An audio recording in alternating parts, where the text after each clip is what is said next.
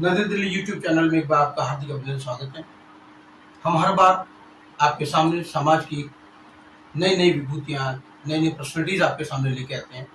आज इसी कड़ी में हम आपके बीच में लेके आए हैं सुनील गोयल जी को।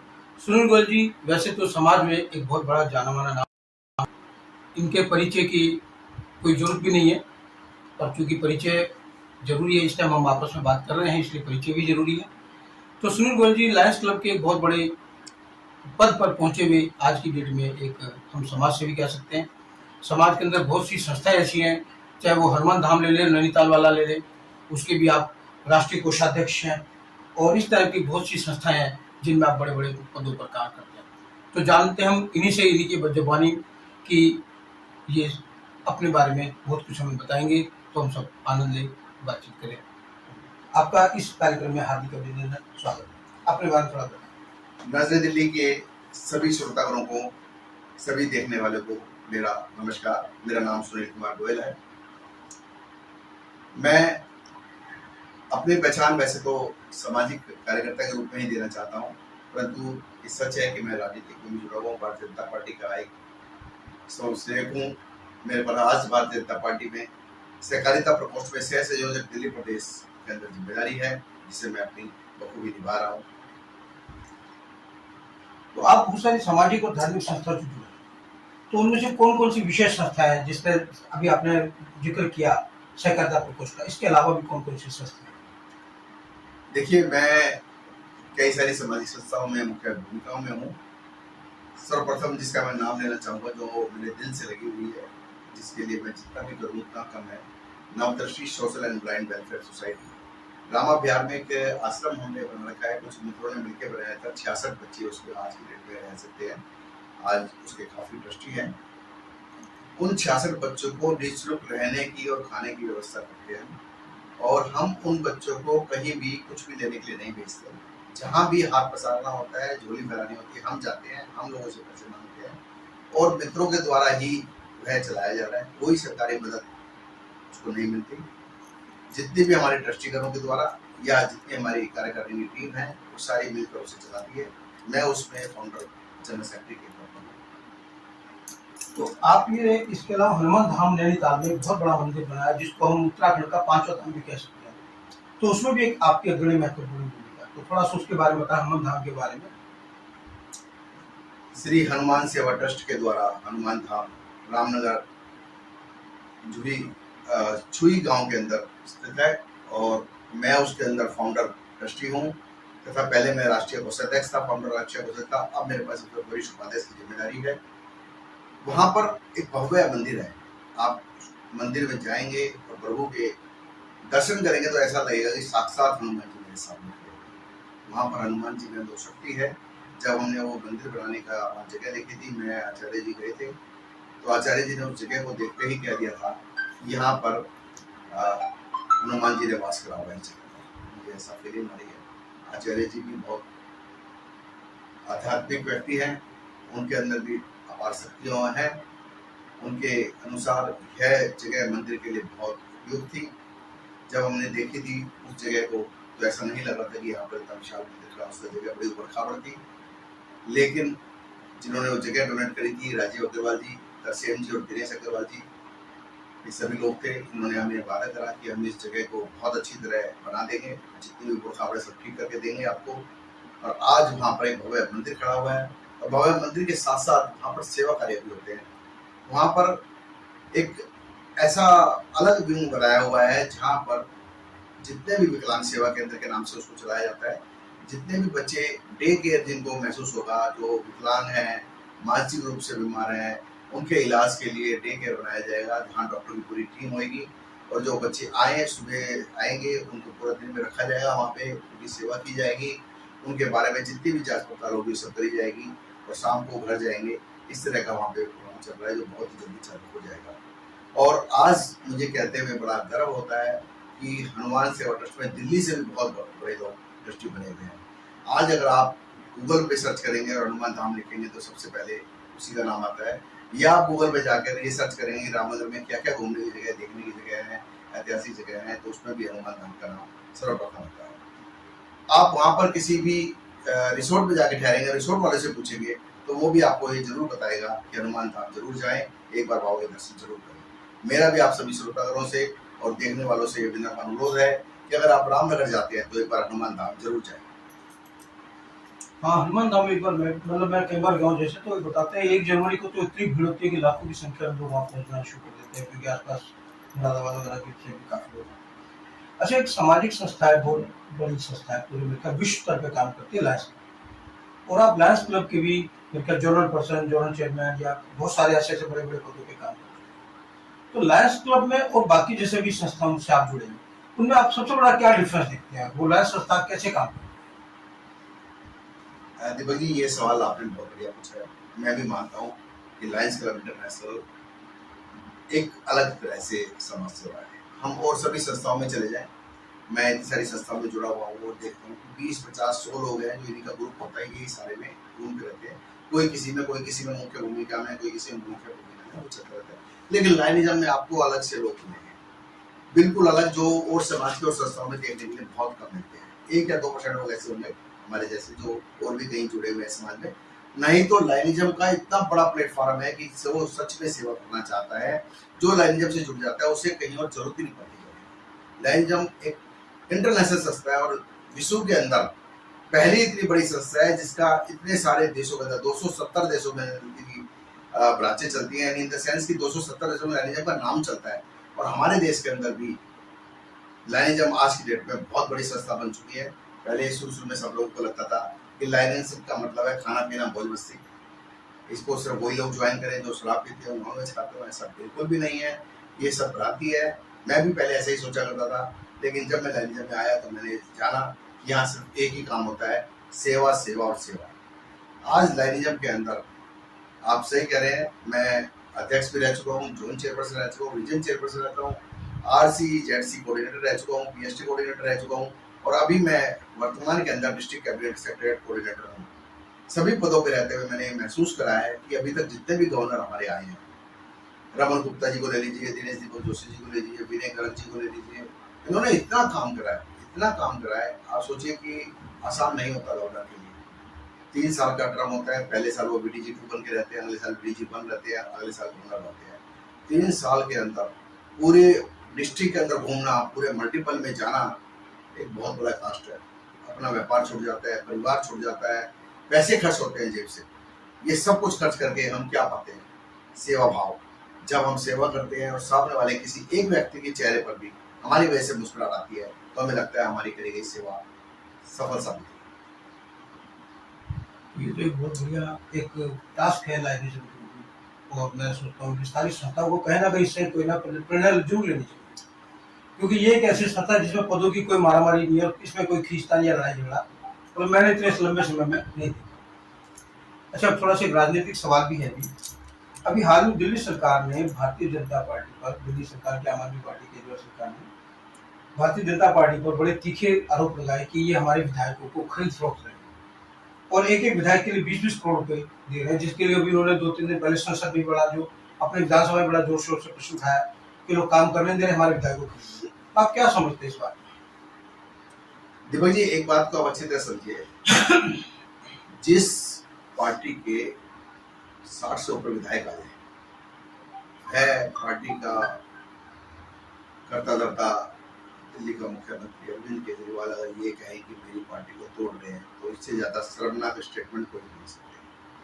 आप वहां पर कहें चाहे 1-2, मैं आपका बहुमत सिर्फ 1-2 विधायकों से है तो समझ में आती है कि कोई आपकी पार्टी को तोड़ दे सत्ता के अंदर आने के लिए गलत रास्ता अपनाए। 70 लोगों में से 60 से ज्यादा विधायक आपके हों, उसके बाद भी आपको भय सता रहा है कि कोई मेरी पार्टी को तोड़ देगा, इसका मतलब कहीं ना कहीं आपके नेतृत्व में कमी है। आप अपने विधायकों को ये नहीं समझा पा रहे हैं कि मैं ईमानदारी से काम कर रहा हूँ। जो आप कह के आए थे, अन्ना जी के आंदोलन से आपका उत्पन्न हुआ था, उस आंदोलन में जितनी बड़ी बड़ी बातें कही गई थी, धीरे धीरे सब समाप्त हो रही है और अब नेगेटिविटी हो जा रही है। इतना ज्यादा इनके ऊपर आरोप लग रहे हैं, इससे पहले किसी सरकार के ऊपर नहीं लगे। किसी मुख्यमंत्री ने शराब के अंदर इतना बड़ा घोटाला नहीं करा। आप सोच सकते हैं कि आज पब्लिक को तो शराब की बोतल 30 रुपए महंगी मिल रही है, पर सरकार के पास जो 335 रुपए आते थे उसमें सिर्फ 8 रुपए आ रहे हैं, बाकी जा रहे हैं दुकानदार की जेब में। रिटेलर की जेब में, होलसेलर की जेब में, बनाने वाले मैन्युफैक्चरर की जेब में, तो उनकी जेब में ऐसी तो गए नहीं होंगे। उनकी जेब में डालने से पहले कुछ ना कुछ तो सरकार ने उनसे लिया होगा, भले बहुत कुछ लिया होगा। आज उस सब चीज की जांच पड़ताल चल रही है और बहुत जल्द सबके साथ में आएगा। जो विधायक इनसे टूट के जा रहे हैं, जिसका इन्हें डर लग रहा है कि हमारी सरकार टूट जाएगी, वो सच है, लेकिन वो विधायक कोई खरीद नहीं रहा। वो विधायक इनसे इसलिए टूट रहे हैं जो ईमानदार लोग इनके साथ जुड़े थे, जो अन्ना के आंदोलन से इनके साथ जुड़े थे। उन्हें आज लग रहा है कि हम गलत व्यक्ति के साथ जुड़ गए, गलत पार्टी से जुड़ गए, तो अब धीरे धीरे वो सब लोग इनसे निकलेंगे और अपनी स्थान जरूर खोलेंगे। और मैं उनसे अपील भी करता हूँ, अगर आपको लगता है कि आप एक गलत व्यक्ति के साथ लग गए हैं, तो आपको जरूर इन लोगों से निकलना चाहिए तथा अलग अपना रास्ता चुनना चाहिए। अभी जैसे पीछे मनोज सिसोदिया जी के ऊपर आरोप लगे शराब के ऊपर, तो उसके अंदर ईडी को भी, सीबीआई को लंबे चौड़े दस्तावेज नहीं मिले, या मिलने बात कह दी कभी नहीं है। तो क्या लगता है कि ये ईडी की फेलियर कह सकते हैं, सीबीआई की फेलियर कहें, या इनके स्मार्टनेस कहें, इसमें से क्या कहते हैं? देखिए, मैं आपको एक बात बताऊं, आप समझिए कि जो भी जनता के द्वारा चुनाव प्रतिनिधि होता है उसका बड़ा सम्मान होता है, हमारी संस्थाओं के अंदर भी बड़ा सम्मान होता है। ईडी वगैरह एक आम व्यक्ति पर जितनी जल्दी कार्रवाई कर सकती है उतनी जल्दी एक उप मुख्यमंत्री पर नहीं कर सकते। एक भंडार चाहिए हमें सबूतों का, 1 2 4 5 सबूत से कुछ नहीं हुआ। आप ये ना सोचिए कि किसी को अरेस्ट नहीं किया गया इसका मतलब उनके पास सबूत नहीं है, सबूत पर्याप्त है, परंतु कई सारी कानून प्रक्रिया से गुजरना पड़ता है। एक छोटे से छोटे व्यापारी बिजनेसमैन पर भी रेड मारने से पहले सभी जितनी भी एजेंसियां काम कर रही होती है 10 से 15 दिन उस पर होमवर्क करती है, उसके बाद उस पर रेड आती है। तो आप सोचिए कि उप मुख्यमंत्री के रेड ऐसे ही तो मार नहीं दी गई होगी, जरूर उसके ऊपर पहले होमवर्क किया गया होगा बहुत बड़ा लंबा चौड़ा, उसके बाद ये सारे काम करे गए होंगे। सबूतों की कोई कमी नहीं है और अब तो जनता को भी दिख रहा है कि इसमें भारी धांधलेबाजी हुई है, कोई छोटे मोटे नहीं है, कोई 10-20-50 हजार करोड़ की नहीं है, ये बहुत बढ़ी जाएगी आगे तक। और इसका सबसे बड़ा नुकसान मैं आपको बताऊं कि पंजाब के अंदर हुआ, जो ये पैसा पंजाब के अंदर लगा, उस पैसे से पंजाब में आज सरकार बनाई, पंजाब में भी आज अराजकता का माहौल है।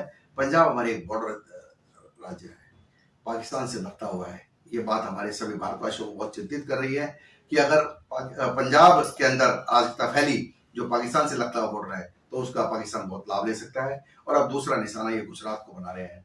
मैं समझ नहीं पा रहा कि आखिर क्यों ये ऐसे राज्य चुन रहे हैं जिनकी बॉर्डर पाकिस्तान से लगता है। क्या पाकिस्तान से इनकी कुछ मिली भगत है?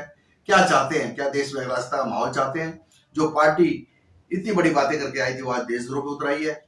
मैं नहीं समझ पा रहा हूँ कि ऐसा कारण क्या है, परंतु सरकार सब कुछ खोद के निकालेगी। सरकार के पास साधनों की कोई कमी नहीं है, या तो ये लोग समझेंगे, नहीं तो सरकार इन्हें ठीक करेगी, मेरा ऐसा अनुमान है। ये तो एक बहुत बड़ी बात निकल के आई कि वाकई में ये अभी अगर इसको एनालाइज करें तो इनके जितने भी अपने टारगेट क्षेत्र चुन रहे हैं सब बॉर्डर के नजदीक चुन रहे हैं, और जो बॉर्डर लगभग पाकिस्तान के साथ लगता आ रहा है। तो देश देखा है तो देश के लिए एक बड़ा ही दर्दनाक विषय ये खड़ा होना शुरू हो चुका है। तो इसके लिए भी हमें, सरकार को भी, आप लोगों को जो राजनीति जुड़े हैं, इनका भी एक दायित्व बन जाता है कि कुछ बड़ा स्टेप उठाए। दीपक जी, आप इस बात को अच्छी तरह समझिए कि चुनाव के अंदर भी इस तरह की बातें आ रही थी कि इनको फंड खालिस्तानियों से आ रहा है। हाँ। और खालिस्तानियों का आज कोई भी समर्थन नहीं कर रहा, सिर्फ एक ही देश कर रहा है, पाकिस्तान। पाकिस्तान खालिस्तानियों का समर्थन कर रहा है, खालिस्तानी आप पार्टी का समर्थन कर रहे हैं, और आप पार्टी बॉर्डर के अंदर अपनी सरकार बनाने के लिए लालच हो रही है, झूठे सच्चे वादे कर रही है, जैसे पंजाब में करा अब गुजरात में जाके कर रही है। यह बात हमारे कान खड़े करने के लिए बहुत है। हमारे देशवासियों को समझना होगा कि अगर हमें राष्ट्र के प्रति प्रेम है तो हमें झूठे लालचों से बाहर निकलना होगा, मुफ्त की राजनीति को छोड़ना होगा। मुफ्त कोई भी राजनेता अपनी जेब से नहीं दे सकता, इस बात को समझना होगा। आपकी एक जेब से निकालकर दूसरी जेब में डाल देते हैं और आपको लगता है कि मेरी एक जेब भर गई, ये सच नहीं है। आपकी दूसरी जेब खाली भी वही लोग कर रहे हैं। अगर आपको अपना संतुलन बनाना है, देश का संतुलन बनाना है, राज्य का संतुलन बनाना है, तो इस मुफ्तखोरी को आपको छोड़ना होगा और विद्रोह करना होगा ऐसी सभी पार्टियों से जो आपको मुफ्त की बातें कहकर आपसे वोट लेती है। चलिए दोबारा एक संस्था की बात के ऊपर हम आते हैं कि चुनाव होते हैं, हर संस्था में होते हैं, देश में होते हैं, राज्य में होते हैं, पर उसके बाद वो संस्थाएं अपने तरीके से काम ना करके वो छींटाकशी में, आरोप प्रत्यारोप में भी पूरा टेंडर निकाल देते हैं। तो आपको क्या लगता है, क्या इससे संस्था के ऊपर नकारात्मक प्रभाव नहीं पड़ता? क्या हम लोग जो भी पदाधिकारी चुनने के लिए अपने आप को खड़ा करते हैं, यानी कि प्रत्याशी बनते हैं, और जो चुने जाते हैं, क्या कुछ ऐसा नहीं हो सकता कि चुनाव के बाद आपस में तालमेल बिठा करके दोनों मिल करके, ठीक है, जिसको कि जीतेगा तो एक एक को हारना ही हारना है, तो ये तो पहले से जब पर्चा भरते टाइम डिसाइड हो जाता है एक हारेगा एक जीतेगा, तो क्यों ऐसा नहीं होता कि उसके बाद वो मिल करके और एक साथ काम करे? इसके पीछे आपको क्या लगता है, मुख्य वजह क्या लगती है सबके पीछे? दीपक जी, जब भी सामाजिक संस्थाओं में चुनाव होते थे तो उनका उद्देश्य होता था सेवा। वह व्यक्ति समाज में बाहर निकल के सामने आते थे जो सेवा करना चाहते थे, और अक्सर हमने देखा गया है जब सही आदमी कोई सेवा करने आता है तो चुनाव नहीं होता, लोग सर्वसम्मति से उसे मान लेते हैं। परंतु चलिए, हम इसे एक अच्छी प्रक्रिया ही मानते हैं, लोकतंत्र में चुनाव होना अच्छी बात है। अगर बहुत सारे लोग समाज सेवा करना चाहते हैं तो अच्छी बात है, चुनाव करें, चुनाव करने में कोई हर्ज नहीं है। परंतु जब चुनाव होने के बाद कोई व्यक्ति पद पर आ जाता है, लोग उसे चुन लेते हैं, तो उसके ऊपर आरोप प्रत्यारोप लगते हैं। मैं ये बात नहीं कह रहा कि वो सच्चे होते हैं झूठे होते हैं, ये एक अलग जांच का विषय हो सकता है। परंतु अगर हम समाज सेवा करने आए हैं तो हमें दूसरे पर आरोप नहीं लगाने चाहिए। हमें अपना देखना चाहिए कि मैं क्या कर सकता हूं बिना किसी पद पे रहे हुए, और सामने वाला अगर किसी पद पर अपने पद पर दुरुपयोग कर रहा है तो उसके विरोध करने के बहुत साधन होते हैं, बहुत तरीके होते हैं। सिर्फ इसलिए विरोध करना कि मैं हार गया और वह जीत गया, यह वह लोग करते हैं जो स्वार्थ के बस किसी संस्था में आना चाहते हैं, स्वार्थवश सब समाज सेवा करना चाहते हैं। ये उन लोगों का काम होता है जो आरोप प्रत्यारोप करते हैं। नहीं तो सही व्यक्ति कभी भी आरोप प्रत्यारोप नहीं करेगा, सामने वाले के काम करने के तरीके को देखेगा, पसंद आएगा तो उसका साथ देगा, नहीं तो साथ छोड़ देगा। यही होना चाहिए। हमेशा चुनाव जिस भी संस्था में होते हैं कुछ समय के लिए होते हैं, कहीं 1 साल, कहीं 2 साल, कहीं 3 साल, कहीं 5 साल, इससे ज्यादा किसी भी संस्था में नहीं है। उस समय का इंतजार करना चाहिए, आने वाले समय का, और अपने आप को दोबारा उसके लिए खड़ा करना चाहिए। विरोध और सिर्फ विरोध करने के लिए विरोध करना यह दर्शाता है कि आप कहीं ना कहीं स्वार्थवश उस संस्था से जुड़ना चाहते हैं। हाँ, नेचुरल कि विरोध बार लगातार विरोध करने के पीछे कोई ना कोई स्वार्थ ही हो सकता है, वरना तो जब चुनाव खत्म, यानी कि इतना, इसका मतलब इतने सारे लोगों ने उनको सपोर्ट किया, तो हमें कहीं ना कहीं उसमें शांत होना चाहिए और अगली बारी का इंतजार करना चाहिए। देखिए, आपका एक बहुत बड़ा व्यवसाय भी है, इनका प्लास्टिक उद्योग है आपका। तो अभी पीछे कोरोना चला, 2 साल लोगों ने, पूरे विश्व ने इसको झेला, तो आपके प्लास्टिक उद्योग में और इवन खुद आपके उद्योग ने भी इसको झेला होगा, तो आपने इस पूरे 2 साल के पीरियड को कैसे लिया और आज इसको कैसे देखते हैं? दीपक जी, एक बात आप अच्छी तरह समझिए कि पिछले 2 से 3 साल जिस क्रांति में पूरा विश्व गुजरा, हम सब मिलकर परमपिता परमात्मा से प्रार्थना करें कि ऐसा समय दोबारा कभी नहीं आए। अच्छा ये हुआ कि ये समय मानवता सिखा गया, ये समय बता गया कि मैं कितनी बड़ी अप्रोच रखता हूँ, मेरे पास कितने ही सारे पैसे हों, मैं कितने ही बड़े पद पर हूँ, मैं कितना ही पढ़ा लिखा हूँ, मैं कितना इंटेलिजेंट हूँ। जब समय अगर भगवान अपना चक्कर चलाता है तो सब रुक जाता है। मैं अगर बीमार हुआ, मेरे नीचे भी रूम बंद कर दिया गया, घर वाले मेरे को छोड़ दिया, एक रोटी नीचे से दरवाजे से प्लेट सरका जाती थी और उसे खाया जाता था। यही रिक्शा वाले के साथ होता था, अगर उसे बीमार हो गया तो उसके साथ भी यही व्यवहार था। यानी 2 व्यक्तियों के साथ एक जैसा व्यवहार भगवान ने सिखा दिया। बहुत लोग अहंकार करते थे, मैं अहंकार इसलिए कह रहा हूँ कि कोई भी बात जब हम कहते हैं मैं ऐसा करता हूँ तो अहंकार ही होता है कि मैं 10 साल से मंदिर जा रहा हूँ, 20 साल से लगातार मंदिर जा रहा हूँ, 50 साल से ये काम कर रहा हूँ, मैंने कभी काम नहीं छोड़ा। 2 साल में सब छुड़वा दिया। भगवान ने कहा तू नहीं कर रहा था, मैं तुझसे करवा रहा था, मैं जब चाहूँ इसको रोक सकता हूँ। अपने अपनी उसने पावर भगवान ने दिखाई। जहां तक आम जनता पे इस पे पड़ने वाला प्रभाव की बात है, जो मिडिल क्लास फैमिली थी सबसे ज्यादा प्रभाव उस पर पड़ा है। लोअर क्लास पे भी पड़ा है, ऐसी बात नहीं है कि नहीं पड़ा, पर उन्होंने फिर भी अपने साधन, कुछ लोग गांव चले गए, कुछ लोगों की मदद समाज ने करी, राजनेताओं ने करी, सरकारों ने करी, सब लोगों से मदद आई। लेकिन मिडिल क्लास व्यक्ति एक ऐसा व्यक्ति होता है जो किसी को कह भी नहीं सकता कि मैं परेशान हूँ। मान सम्मान के बोझ से वो इतना दबा हुआ होता है कि वह किसी से अपनी मदद भी नहीं मांगता। छोटे छोटे व्यापारी जो छोटे छोटे काम करने वाले थे वो खत्म हो गए। आज उनके पास अपना व्यापार को उठाने के लिए कोई भी रास्ता नहीं है। हमारे जैसे लोग जो मिडिल क्लास से थोड़े ऊपर आते हैं फिर भी अपना काम कर रहे हैं, गुजारा कर रहे हैं, किसी तरीके से व्यापार को दोबारा जमा रहे हैं और धीरे धीरे व्यापार जम रहा है और आने वाले टाइम में ठीक भी हो जाएगा। परंतु यह समय दोबारा ना आए इसकी हम सबको कोशिश करनी चाहिए। सरकार के बताए हुए निर्देशों पर चलना चाहिए, लापरवाही अब नहीं बरतनी चाहिए। यह समय जो आया है, मैं अपने प्रधानमंत्री को इसका जरूर श्रेय देना चाहूंगा कि उन्होंने हमारे भारतवर्ष का कम से कम नुकसान होने दिया है। विश्व के अंदर भी आज इस बात को माना जा रहा है कि इस क्रांति से भारतवर्ष ने जितना अच्छी तरह निपटा है, कोई और देश, अमेरिका जैसा देश भी, जापान जैसा देश भी, चाइना जैसा देश भी नहीं निपट पाया इस बीमारी से, जितने अच्छे तरीके से हमारे प्रधानमंत्री ने इसे निपटाया है। और आज की डेट में हम धीरे धीरे दोबारा आगे बढ़ रहे हैं और मैं उम्मीद करता हूँ बहुत जल्द हमारा देश दोबारा अपनी पटरी पर आ जाएगा। तो आपका जैसे ये सभी चीजें, आपका बड़ा बहुत लंबा लाइफ का तजुर्बा भी रहा, बहुत सारी चीजों में आपने आगे आगे बढ़ चढ़ के काम किया, बहुत बड़े पदों पे काम किया, संवैधानिक पदों पे भी काम किया। तो इसके बारे में सबके एक्सपीरियंस से, अनुभव से, आप आज के युवा वर्ग को, जो समाज का काम करते हैं उन लोगों को, या जो आपके समकालीन राजनीतिक लोग हैं, उन सबके लिए कोई खास विशेष संदेश आपका हमारी तरफ से? दोस्तों, मेरा आप सभी लोगों से एक हाथ जोड़कर निवेदन है कि अगर परमात्मा ने आपको कुछ दिया है, कुछ ज्यादा दिया है, तो आपको उसे समाज को बांटना चाहिए, देश को वापस लौटाना चाहिए, अपने धर्म को कुछ देना चाहिए। ये सब वापस आएगा, कई कई गुना पलट कर वापस आएगा। आप कभी भी ऐसा ना सोचें कि आपके पास कुछ नहीं है, आप भला क्या दे सकते हैं। कोई व्यक्ति श्रम दे सकता है, समय दे सकता है, पैसा दे सकता है, अपना मानसिक स्थिति जो उसके मन के होता है, जो दिमाग होता है, कई बार बहुत लोग इंटेलिजेंट होते हैं, अपने इंटेलिजेंस ही देश को दे सकता है, समाज संस्थाओं को दे सकता है।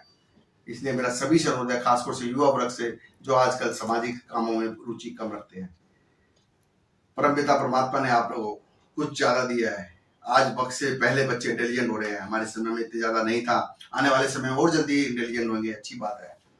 आप सभी से मेरा विनम्र अनुरोध है, इस समाज को, देश को जरूर कुछ दें। आप सभी का बहुत बहुत धन्यवाद। तो ये हमारे बीच में आज सुनील गोयल, जो हमेशा चिर परिचित मुस्कुराहट के धनी हैं। आप इनको कभी भी देखेंगे, इनकी मुस्कुराहट हमेशा इनके साथ, और शायद इनके चेहरे से पहले इनकी एकदम मुस्कुराहट देख के आप दूर से पता चला सकते हैं कि सुनील गोयल जी हमारे बीच में हैं। तो मैं सुनील गोयल जी आपका बहुत बहुत धन्यवाद करता हूँ और परमात्मा से प्रार्थना करता हूँ कि मुस्कुराहट आपके लगी रहे। और इनके बारे में एक बात और बता दूं मैं चलते चलते कि सुनील गोयल जी वो शख्सियत भी हैं, बेशक कितनी भी संस्थाओं से जुड़े हैं, कितने भी बड़े पदों पर आसीन है, अगर इनके पास इनके मतलब से कोई काम लेकर के आया कि साहब मेरा एक काम अटक रहा हो तो आप मदद किए, तो मैं सोचता हूँ कि ये रात को भी उठ के उसके चल देते हैं। और ऐसी शख्सियत अगर हमारे समाज के बीच में है तो परमात्मा ने समझ के चले कि हमें कहीं ना कहीं रोक रखा है। इस ऐसी शख्सियत की वजह से धरती आज भी रुकी हुई है, वरना तो बहुत कुछ गड़बड़ हो सकती थी। तो इसके साथ आपका बहुत बहुत धन्यवाद, आभार। जय हिंद, जय भारत। जय भारत, जय हिंद।